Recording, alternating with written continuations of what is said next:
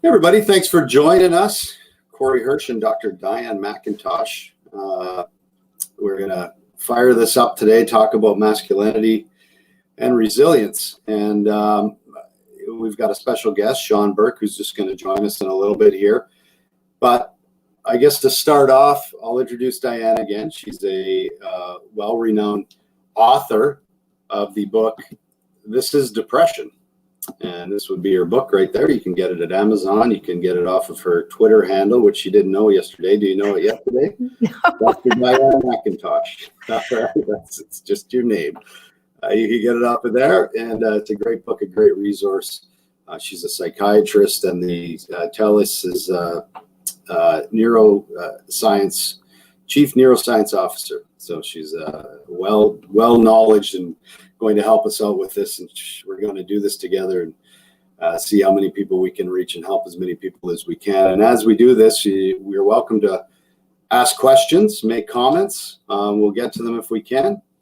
And I guess we'll just start off yesterday, recap a little bit of yesterday. We touched a little bit on everything yesterday, Diane. And one of the biggest things of what's going on today is controlling what you can control. That was kind of what, we can't control what's going on outside of the coronavirus and what's going on, and we have to self-isolate, but controlling what we can control and staying in the moment, right, and dealing with uncertainty. So if you want to recap a little bit about yesterday and just give us your thoughts and a summary of what you thought yesterday was like. Well, I think we really focus, Corey, on what are the things that we can do to keep ourselves well through what is not a marathon, but in fact an ultra marathon. This is going to go on for a long while. So how do we come through the end of this with our arms up in the air saying, okay, bring me the next challenge? And some of the ways that we talked about, first of all, recognizing that the only human being on earth you can control is you. If you have children, then you know that they basically do what they want from the moment they pop out of the womb. You can't control your partner, your mother-in-law, or your boss. You can control you. And there are some things you can do to take care of yourself, making sure that you're very meticulous with your hand hygiene, keeping your physical distance, but not your social distance. So staying connected with people that you love. Then other things that are important, exercise, keeping a really careful routine, waking up at the same time, going to bed at the same time, being cautious about self-medicating any distress or anxiety with alcohol. So having a personal reflection on how much am I drinking. What else do we have on that list? Making sure that you get your information from a right site. Sorry? Yeah. We really talked about having a routine through this, Yep. Getting up in the morning and having something to do, like to get dressed, to shower every day, even though if you're not going to work, something that makes you feel good, exercise, nutrition. We touched on a lot of different topics yesterday, and I think what came out of it was just trying to stay in the moment and be ready for when this does end, right? We don't want to let ourselves go to the point that when this does end and we're back up and running, because it's going to happen fast, and you're all of a sudden you're going to be back at work. And you're going to need to be mentally strong and sharp and ready to go. So that was, another side of it that we talked about. And also the fact that we already have something of a crisis when it comes to mental health in this country, as far as access to services, access to high quality services when and where you need them. And so if you think about 1 in 5 Canadians struggling with their mental health, and we know that a lot of people, even if they're not dealing with a mental illness, are struggling right now. And one of the ways to manage that anxiety, all the other things that we mentioned, but also making sure that you're not on TV or online 24/7 reading or looking at terrible stuff around COVID, that you pick one source, make sure it's a reputable source. We're doing a podcast right now, so I'm not saying don't pay attention to things like this, but make sure that if you're on one, Joe Rogan is very, very popular, of course, but sometimes has some views that might not be shared by the medical community. So making sure that you check out anything that you hear, and that probiotics or using cannabis to protect yourself from COVID-19 doesn't have any scientific merit. And so making sure you check that out, use reputable sites. Yeah, and that's it's getting positive, good news. That's what you want to be. You want to bring in the positive news. There's so much negative out there. Yes, inform yourself, but we need to be able to protect ourselves and protect our minds, because that stuff can poison your mind if you get too much negative energy and negative news, and try and keep it positive. But I'll tell you what, I'm going to introduce our next guest. Our first guest is Sean Burke, and he's a 3-time NHL All-Star. He's going to give us some insight on what's going on today, his career, and he's an Olympic silver medalist, been through the gamut of everything, and we're going to talk today on resilience, masculinity. We're going to touch on a lot of things that hopefully can help you through some of this, what's going on. And we've lost Sean, but I'm sure he'll be back. We lost his video, but we'll bring him back in. But as far as, Sean's the type of guy that I really looked up to as a young guy. When I was 16 or 17, he was the national team goalie. He was the guy that I wanted to be. And I was in the Olympics in 1994. He was the Olympic goalie 88, 92. And just, having somebody that, I aspired to be like, and that I wanted to be in the Olympics, and then to have it happen, and then to have him as a kind of a mentor throughout my career. And then as we got, a little bit older, I got to know him as a friend. And, he's was just the general manager of the Canadian Olympic team for Pyeongchang in 2018. And right now he's a pro scout for Montreal. So when we get him back, we'll get his thoughts and everything. But for right now, Diane, there he is. We got him back. So let's introduce him. There you are. We got you back. There he is. We lost you. Yeah, I'm having a little trouble with my audio. I apologize. I actually tried to move spots in the house here to see if it was any better. So if you're having trouble hearing me, let me know. We'll just cut you off. I like to listen to myself talk anyways. But, first of all, I guess to start, Sean, I introduced you, but, let's talk about a little bit about your minor hockey. You grew up in Toronto, and you have an incredible story as to where you grew up. And then, sometimes getting yourself to practice wasn't all the easiest. So let's just start there, your minor hockey and how you aspired into becoming an NHL goalie. Well, yeah, I look back. I was actually very fortunate, even though I grew up in a broken home, and my dad ended up raising the family, and hockey for me was really a lot of times. It gave me something to focus on. I was obviously a kid that watched a lot of hockey. The Toronto Maple Leafs. It's such a crazy game. Every kid grows up being a hockey. I felt looking back that I had some advantages, just from the fact that I used hockey a lot of times as something to really focus in. And I have some great coaches through the years, with teammates, and learning, especially in a team sport. As you know, there's a lot of things you can learn about discipline, and you have to be at that time. So for me, I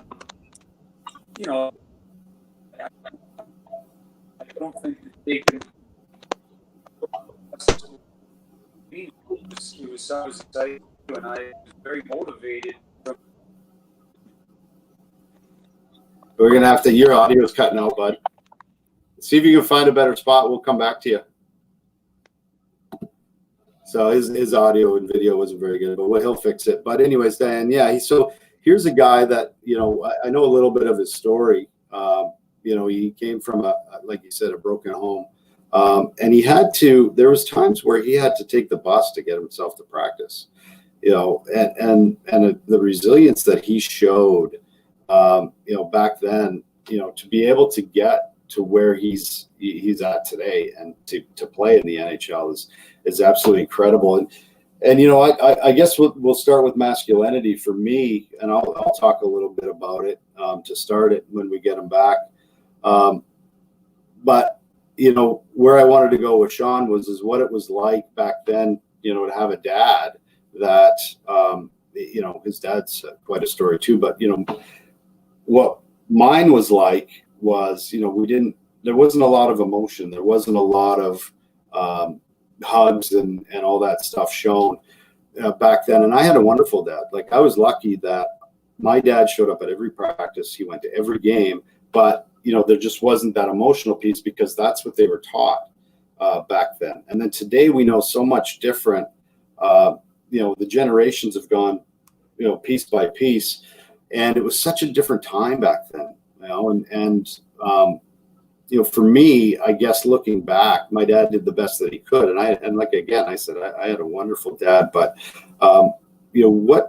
comparing back then to what fathering was like and parenting was like to now, Diane, what are you seeing, mostly with people? Well, I think you've brought up a number of important points, and what we could hear from Sean was interesting because you presented it as, Sean, sounds like you came from, and I know you know his story, there were some challenges in his childhood, and the way that he reflected on it was about his fortune. And, there was obvious gratitude in the way that he spoke, that his dad, his home was broken, but his dad raised everyone. But he said, I feel like I was quite fortunate. That is a reflection of resilience. And yeah. When we talk about resilience, that's your ability to roll with the punches, right?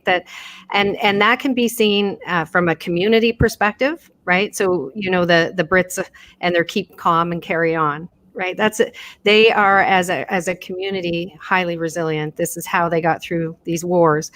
But also as an individual, that some of us are more resilient and some of us are more vulnerable when we pop out of the womb. But what we do know is you can build resilience. You can learn to be resilient. So when Sean's talking about a challenging childhood with perhaps not all the support that that some of us had when we were growing up, and reflects on it in a positive way, and saying I was quite fortunate in many respects, that speaks to his resilience, and that has probably grown over time. Yeah. And someone just actually asked a question. Jeff Connors asks, how do we build resilience and supportive environments for boys and, to be healthy men, especially in like youth leagues? And, how do we create a positive environment for our youth and teach them, masculinity in a positive direction? Well, one of the things you brought up, Corey, was the difference between when we were young and how our parents behaved and how parents behave now and how men behave now. So back when I was young, fathers didn't necessarily share the hugs and the love and the way that they might now. So things have changed, and it's not that necessarily they were taught to be that way. That's how they were modeled. That's what they saw. And so that's how they grew up, right? And in leadership roles, and as parents, we're leaders in our families, our kids model everything that we do. We are their guide for the universe. So your dad saw his dad behaving a particular way, and that's probably a lot why he behaved the way he did. And moms and dads tend to show their kids their attitudes and behaviors, and that's what our kids pick up. It's why parenting is the most important job in the world. Now, the right dad and the right mom get together and make a kid, and they can soften each other or strengthen each other. And if you're lucky enough to have two great parents, they are going to create a great children who have resilience because they take the best out of both parents. So how do you model being a great dad for your sons, for instance? Be a model. How do you think that boys should behave? Should they be respectful, not just of women, but of everyone? Should they be kind? Should they be open? Should they express their love? Should they talk about it when they're not feeling well? Is it okay not to be okay? Yeah, it's okay. It's not okay to sit in it and do nothing. You need to help. And if you can't get help yourself, you need to reach out to people who can help you.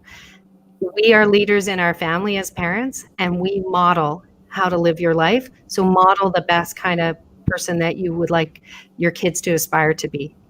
We've got Sean back, so let's see if we can add him and see if his video is better. Berkey, you back? You good now? Sorry, I'm really having some trouble with the audio, and I was enjoying that. Yeah, but sorry you're in Arizona. It's not that bad there, bud. So just again, just kind of reiterate, you said you came from a bit of a broken home. You got yourself to practice. Just to kind of go back through that, we weren't able to get much of that. Yeah, again, I was just saying that for me, there was just no way I was going to, I guess, make excuses for for lack of a better term. But a lot of my minor hockey was about giving myself motivation, something to do, something to really latch onto, and I was lucky, even though basically a one-parent home. My dad was a good role model. He was a good example of dedication, and he made sure that there was a lot of discipline in our house, which in those days I think really helped me, because I could have easily got off on the wrong path, but he was there, and he showed that he cared. And I was just listening to Doc talk. It was a different way of parenting than I parent. But looking back, the love and all that was there. It was just shown in a different way. And that's kind of the way I've approached it too myself. And, you say you parent in a different way now, as far as how you parent your own children.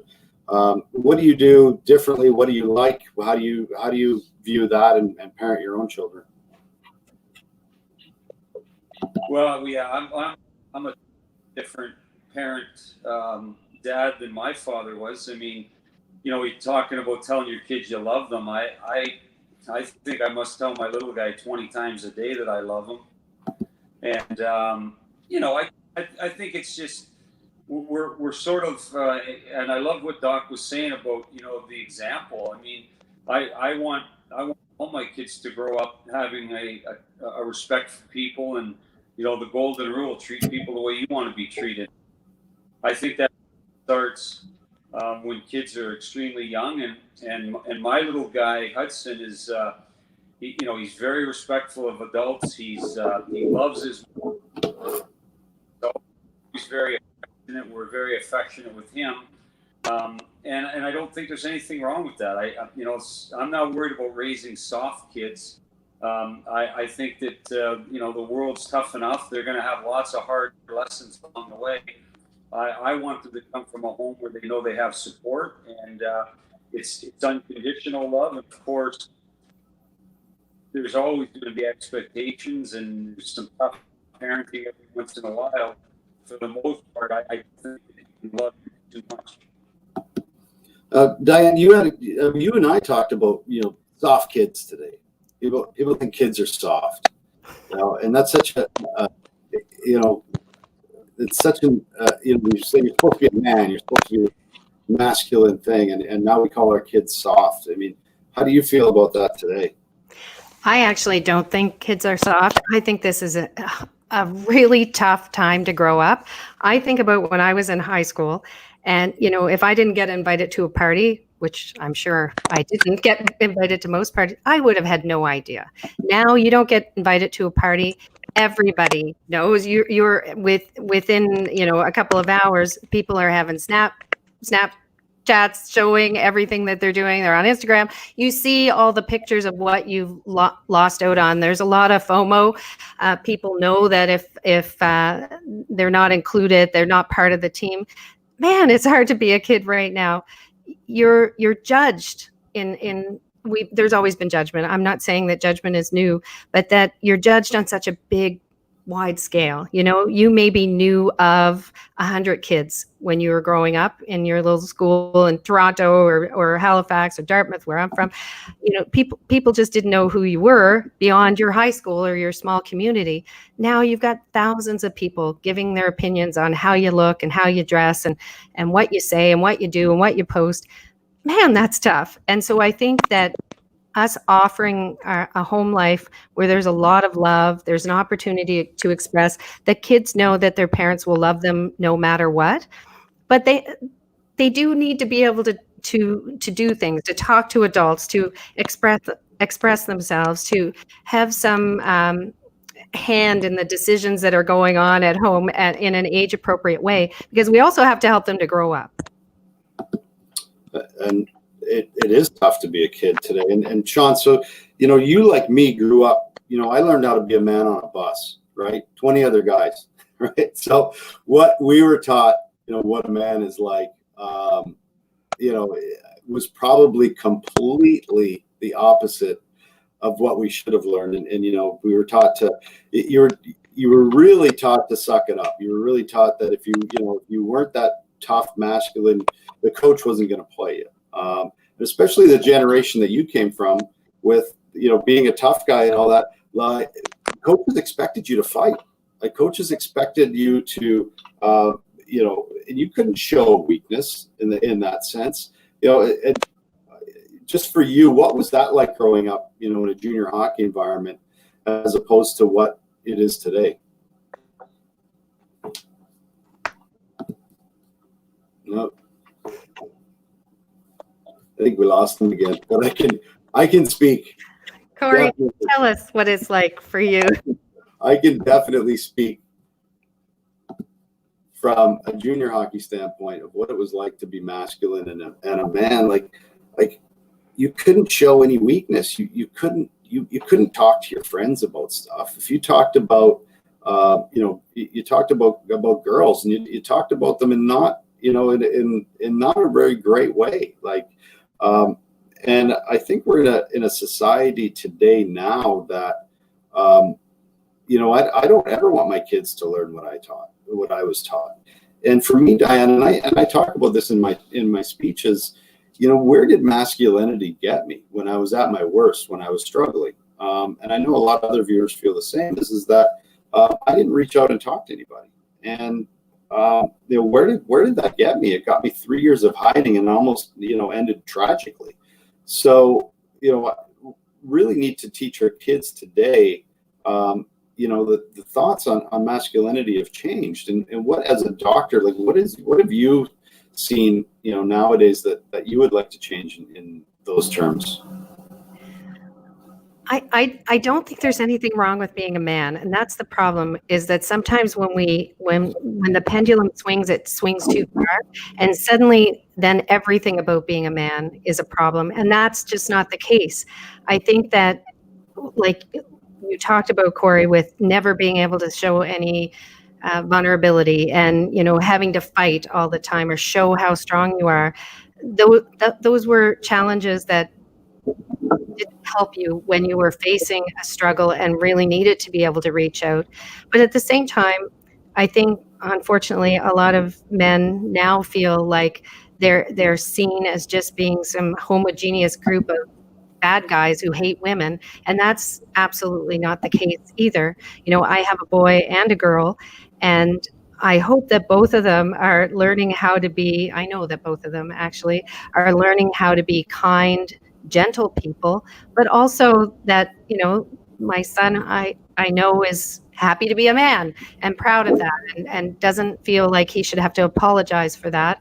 And my daughter is happy being a woman and what all that entails. And, there's a millions of different ways to be a man and to be a woman. But I think if we go back to those core values, as Sean mentioned, about golden rules. How do I want to be treated? How should we treat other people? How do we display respect? How do we ask for help?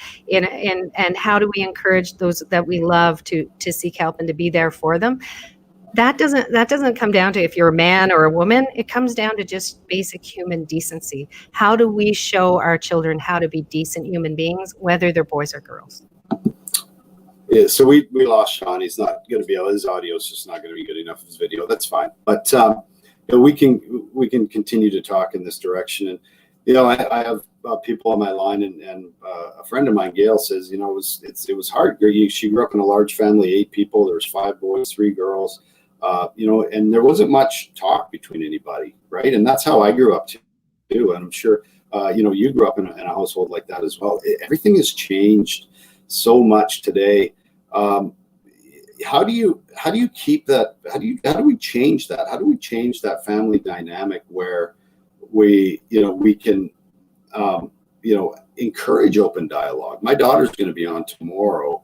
We're going to talk to her about, where she struggles with obsessive compulsive disorder as well, but she felt safe to be able to come and tell me. We were able to get her help. The point is, how do you create an environment where your kids, for your children, where they feel safe and they feel they can open up and tell you anything? Well, just a small question there, Corey. How do you do that? But I would say that the most important thing you can do for your children is to love them. And I know that sounds sort of trite. It's not meant to be. We know that the environment in which young people grow up in has a profound impact on whether or not they'll develop a mental illness later in their life. We know that. And there's never one thing you can't say, my mom gave me depression. There's never one reason. All mental illnesses have biological, psychological, and social causes. Biological are things like your genes, right? Your hormones. Psychological is that vulnerability or resiliency that all of us have, or how we cope, what our personalities are like. And then social are the crap that's going on in your life. I'm having financial struggles, my relationship is breaking down, my kid's being dragged off to jail. All of those things go into whether or not someone develops a mental illness. We know that early in life, how our children are parented, the environment that they grow up in is so important in how the risks later in life of developing a mental illness. So if they're exposed to abuse, physical, sexual, emotional abuse, that increases their vulnerability for mental illness later in life.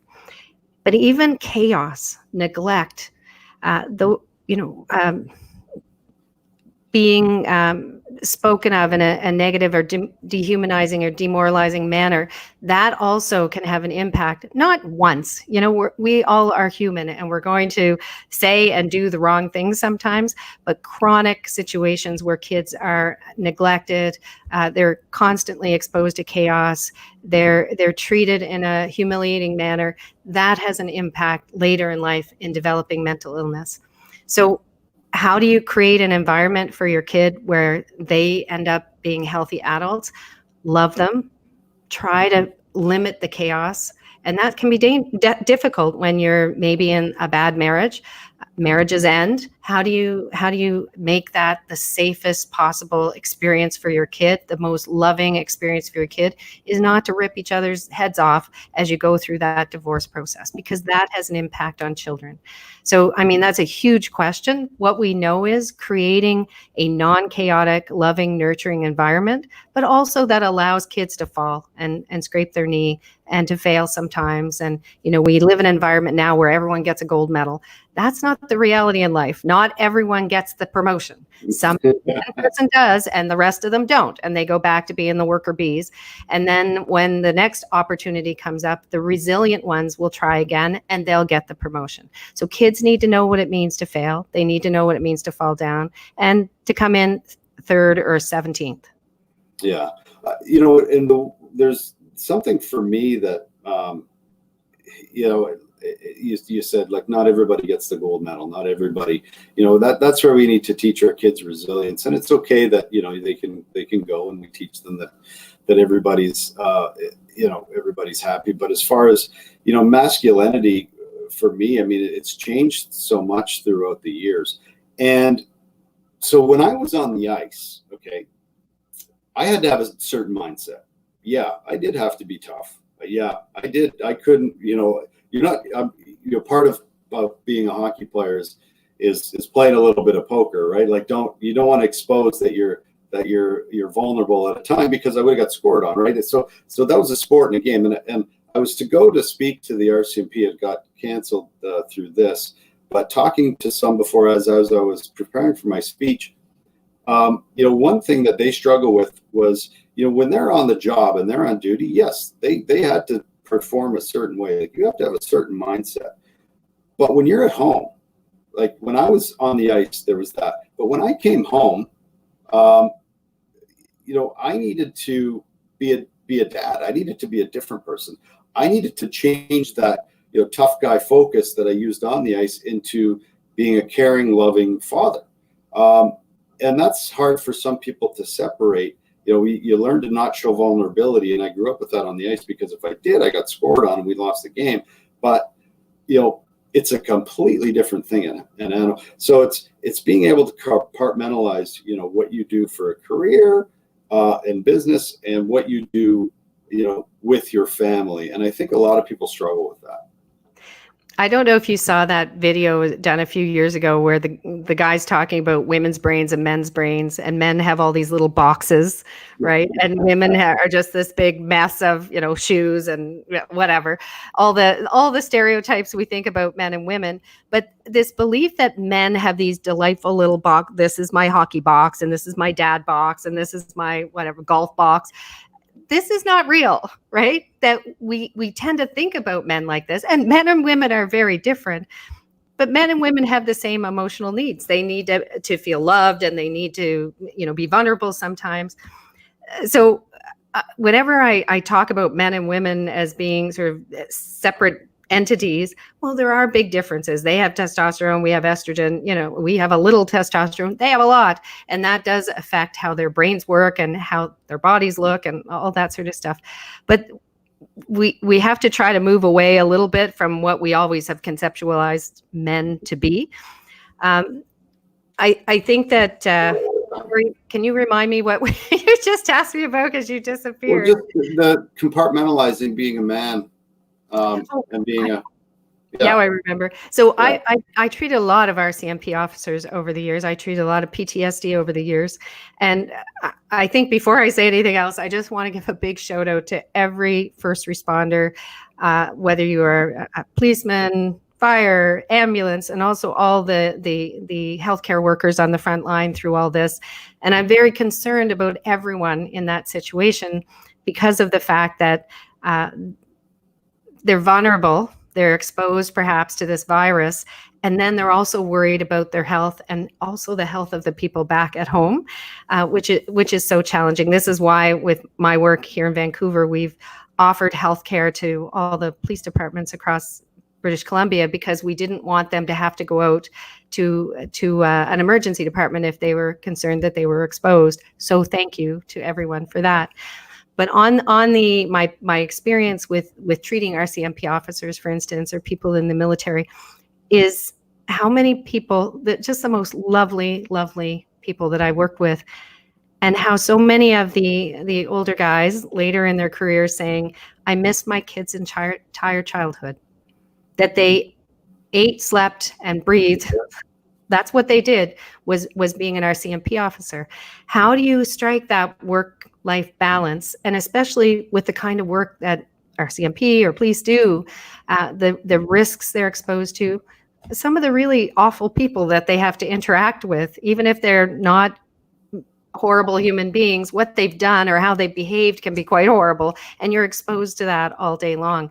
How do you then go home and be the loving, nurturing parent that you want to be? This is tough, and I think it needs to be part of the training and also part of an ongoing process as people are working in those environments, checking in, making sure there's lots of supports in place, intervening early.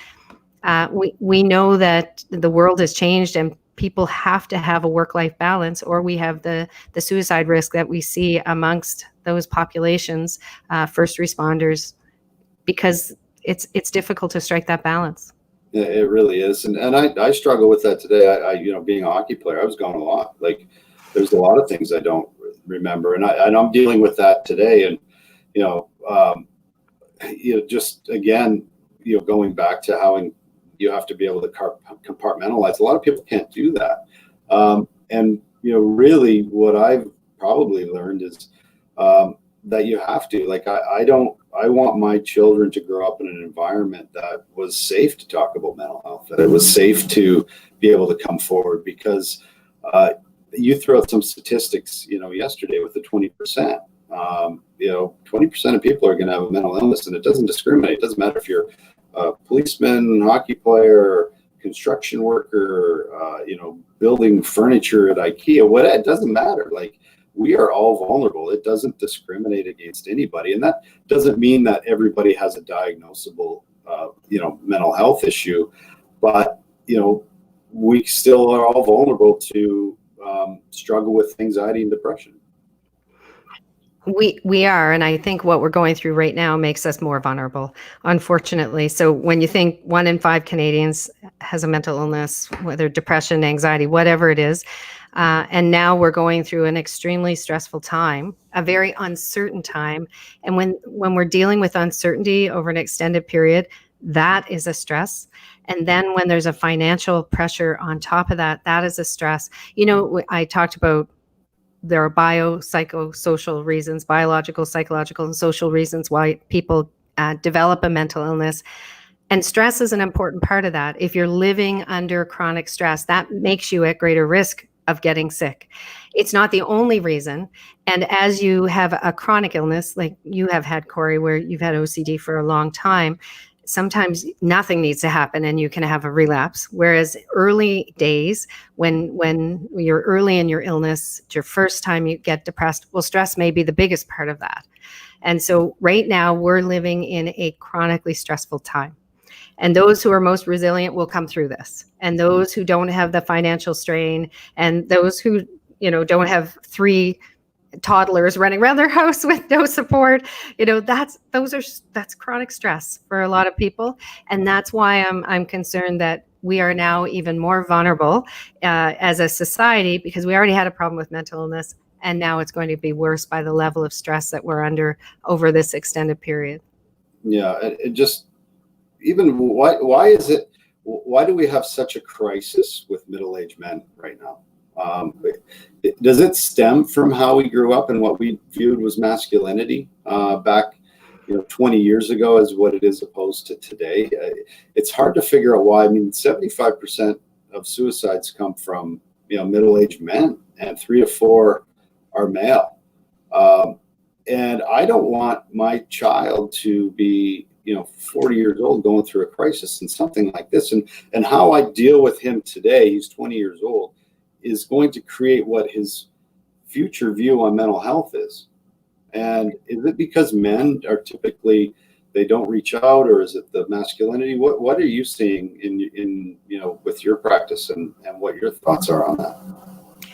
Well, men definitely have had the highest rate of completed suicides, that sort of 45 to 65 age group particularly. Then things are good for a while, and then the over 85 male set. And historically, this has been because when men decide that they want to end their life, they would use a means that is right going to be effective, unfortunately. So what we have seen on the deeply unfortunate side is the increase in youth suicide in young people. So women are catching up with men on that front, and young people. The increase over the last 10 years of completed suicide in the sort of 10 to 25 age group has increased by, we're closing into 60%, I think 56% increase in the US. Now, there's a lot of reasons for that. We have the opioid issues and using lethal means. There's a lot of guns that are available to young people. But I believe that there's a big piece of that that's social media driven, honestly, and the access to constantly being assessed and picked apart.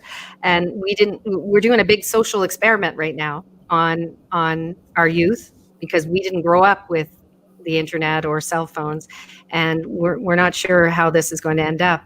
On the older male front, they've had access to more lethal means, or tended to use more lethal means when they felt depressed, and they certainly didn't speak out. Women tend to be less, they look negatively inward when they're depressed. They have a lot of physical symptoms. They feel very negative and sad and down, and they turn a lot of that upset inward. Men tend to be more likely, and that's a sweeping generalization, because men and women can act very similarly when they're depressed, but they can look quite different. And men tend to be angry, more likely to be angry, irritable, explosive when they're depressed, in comparison to women. And so it was just seen as he's getting to be a grumpy old man rather than maybe he's depressed. Right. And what can we do about that, though? Like, how can we change that? Like, what can we do now as a society to try and put a dent in those numbers and try to, change that? for future, for the future. Well, one of the things is what we're doing right now, which is talking about it and having people grumpy old men talk about it like you. The people who have lived experience and feel like they're willing to share, which is incredibly brave, in an environment where there's still a lot of stigma. Talking about it makes a big difference, a huge difference, in fact. But also we tend to think about stigma as being in certain groups. Oh, the RCMP stigmatized, or the police, or this group or that group. Stigma lives in medicine for mental illness. So we are underfunded. We don't have enough resources. We have poor access. Psychologists aren't paid for within our provincial system. It's expensive in the U.S. system. We have not viewed mental illness as being a priority in our healthcare system, and therefore access is very poor. And so most of the weight of this falls on family practitioners, and they're overloaded. And so, and it takes time to understand what's going on. Corey, how long did it take for you to get the right diagnosis and understand what was going on with you? Yeah, it took me, from the first time I got really poorly, or really sick, I would say, that I went to see somebody and they weren't, I was misdiagnosed or not even diagnosed at all because I didn't know where to go. I saw the wrong person. That put me into hiding for 3 more years.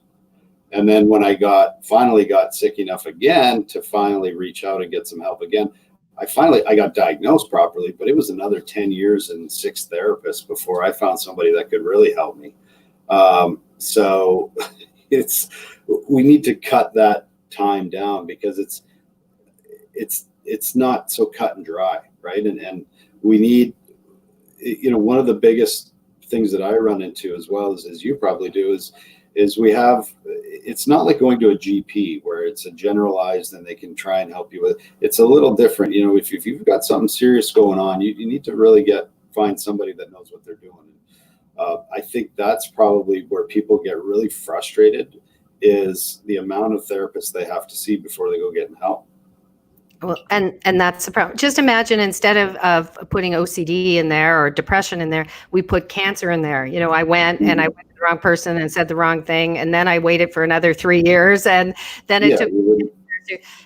And what people don't understand is that if you have a serious mental illness, this affects your physical health. It puts you at higher risk for heart disease and obesity and diabetes and all these other serious illnesses. So if we don't pay attention to this, if we don't allow people to get the access to the right treatment, whether it's a psychiatrist or a psychologist, whether it's medication or talk therapy, or whatever it is, that you have rapid access to really high quality treatment when and where you need it, then we are actually costing our healthcare system tons more money.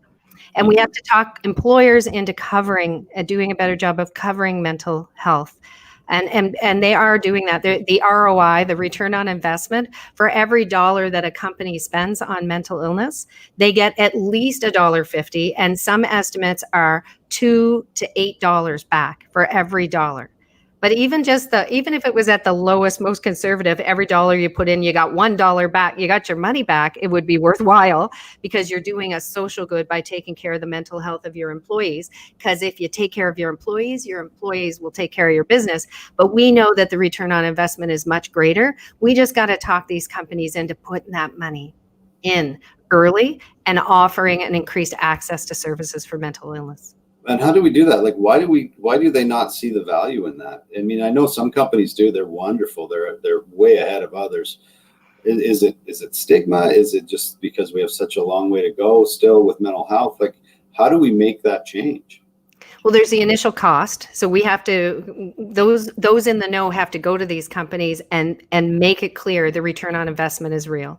That we have to show them what the statistics are. And also, it's not like instantaneous. You have to make this investment. You'll have to also offer the right treatments.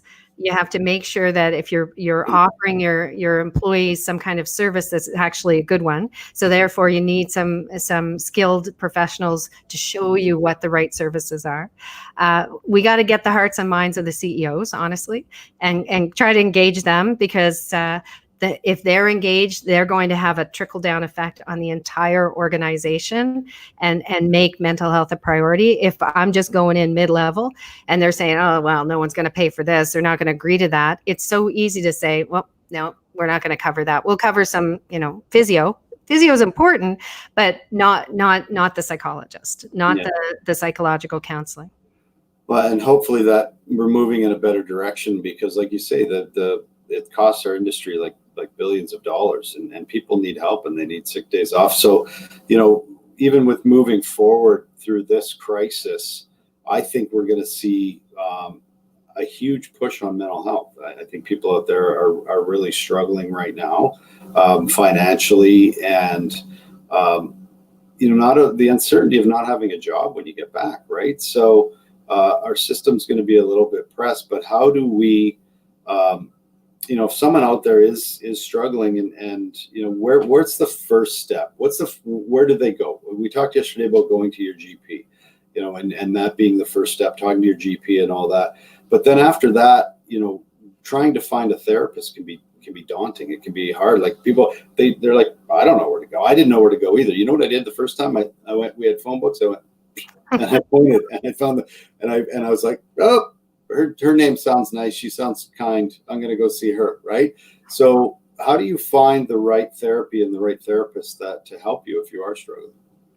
I just want to go back to what you said about it costs billions of dollars a year. $50 billion a year in Canada. That's what mental illness costs, with disability costs and healthcare costs, $50 billion a year. How do you find a therapist? Yeah. This is a question I get all the time. And so whenever I hear of a good therapist, I write that person's name down and make sure, and I refer. Most family doctors will have really great referral sources. They'll know from many patients that they've sent off to different individuals, this person's great, they know what they're doing. You also have to think about costs. Some therapists will offer a sliding scale. Many hospitals do have mental health services, but usually they're in the form of group visits rather than individual. I will say, I have never had a patient that I said, I think you'd benefit from a group therapy. And they go, oh yeah, group. I love group. I want to go to group. No one wants to go and tell stuff in front of people, right? We have to remember that if you're in group therapy, everyone else in the group is in the same boat, right? No one else in the group is going, yes, please tell everyone about my personal information.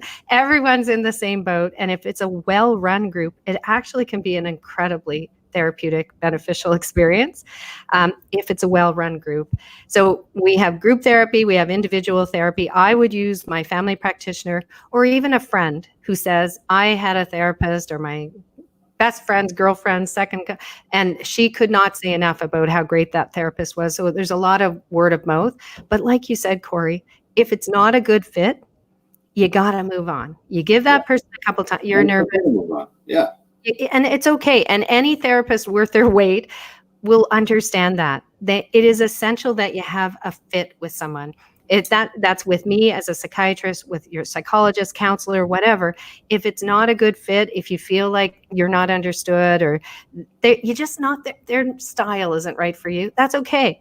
Thank you very much. I appreciate your time. I'm going to move on and see if I can find someone else. So that brings me to another question. How do you know when it's time to move on? Right? You can do right away, obviously.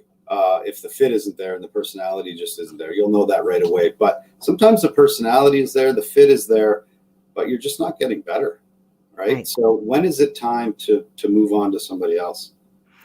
On that right away front, before we move forward, I always recommend people give it a couple of visits, not the first visit, because the first visit, who knows, you were late, they were a little late, undigested bit of beef, something wasn't right.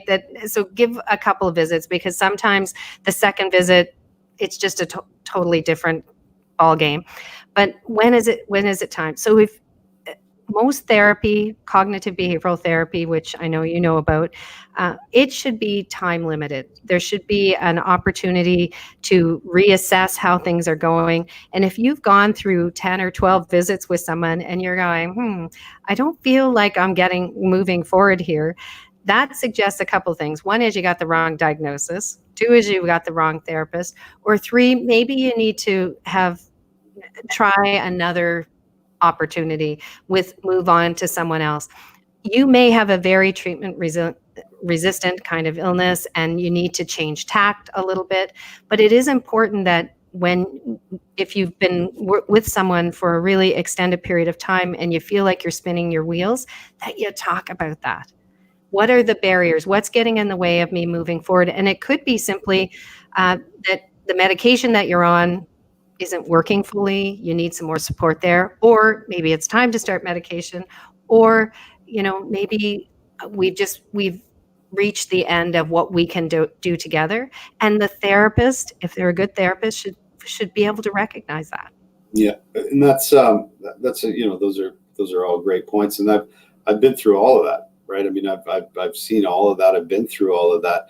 What do you say to somebody that feels like there is no help for them, that they've been through few therapists, that, I'm sure you run into that too. They get to the point where they feel almost helpless, that, there is no help for them? There is always help. There is always hope. And it is rare for me, because my practice has been very small for a long time, for me to see someone who hasn't been sick for a very long time. And that is the universal comment, that I just felt there was nowhere else, or I was told that, there's nothing else we can do. There is always something else that can be done. There is always a way forward. And, I understand why people are frustrated. It's very, very difficult to find a psychiatrist, to find someone that understands a very complicated illness. Don't give up, because I have don't give it up stories every day. That sometimes just because someone's never been able to get a psychiatrist, and a family doctor will call me and say, "Can you help me here?" We'll go through the story. I'll make a couple of recommendations, and they'll contact me a month later, 3 months later, 6 months later, and say, "Oh my God, like that was what I needed. That was the little bit that I needed to help to move this person on the way." The problem is there aren't enough psychiatrists. Access is poor. Let's face it, there's not all psychiatrists are strong, just like not all hockey players are the best. We have better and worse. Don't give up. There is always a way ahead.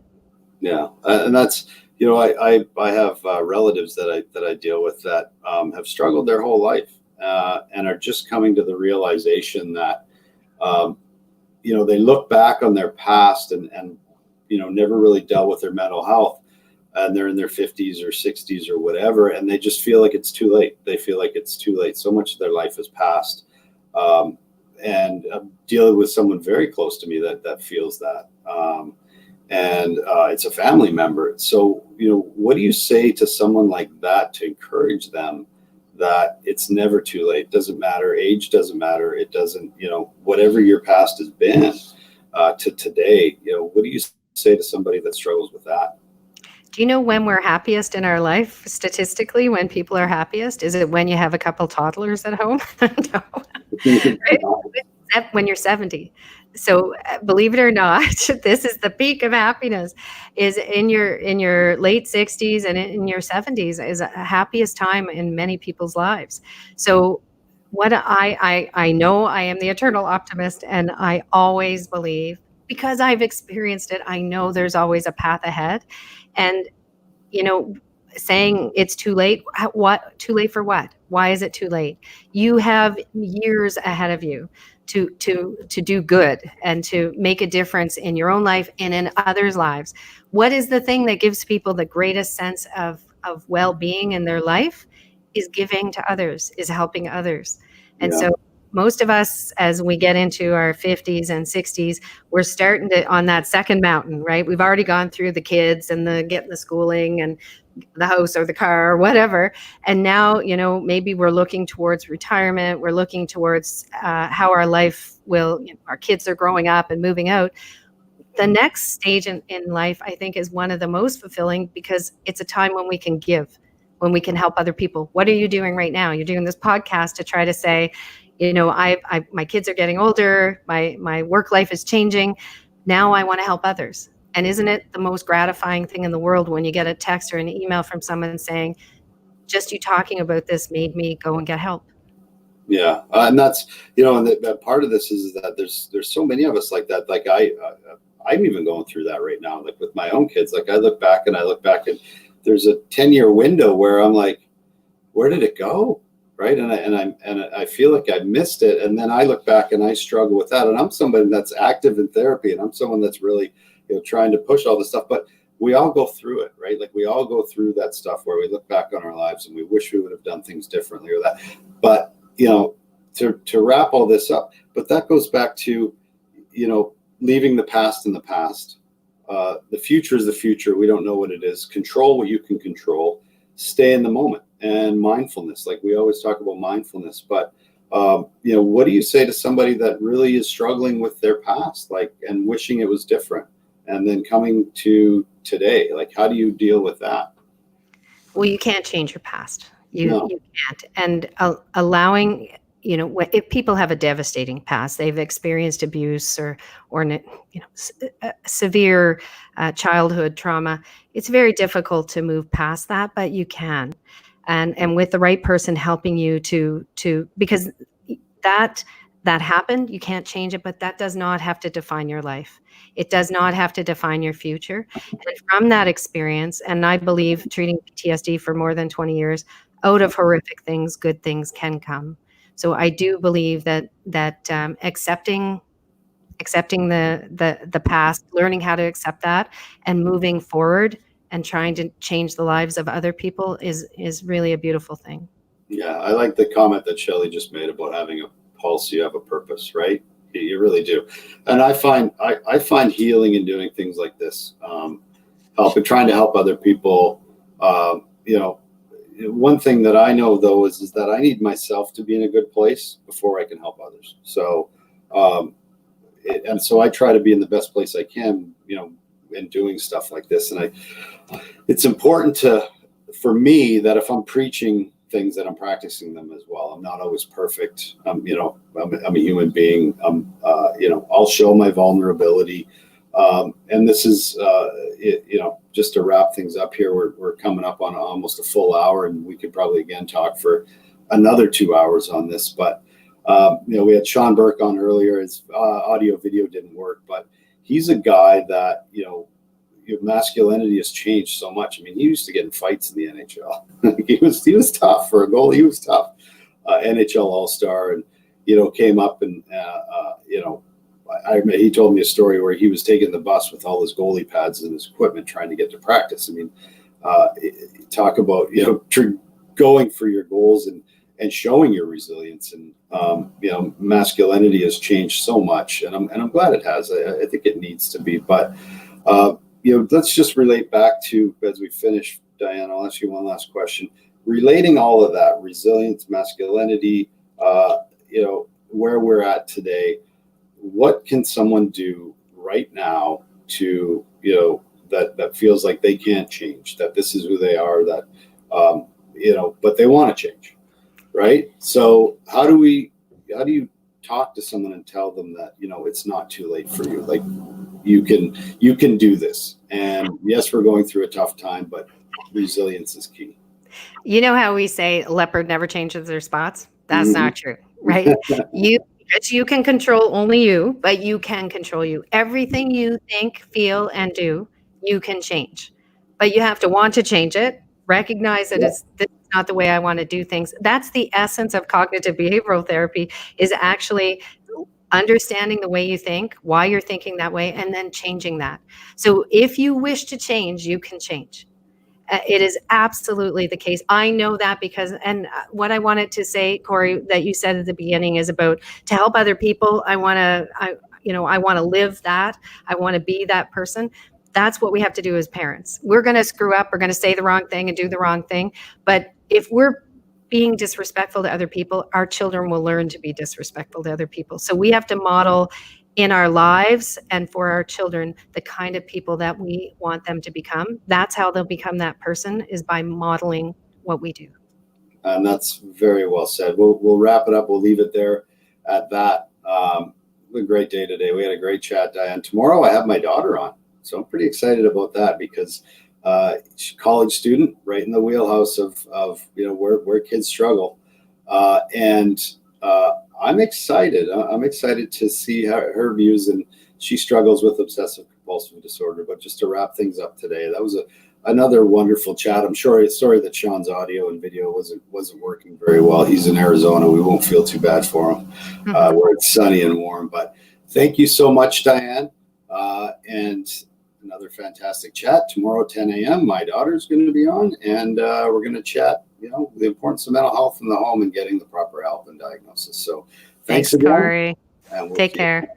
Bye.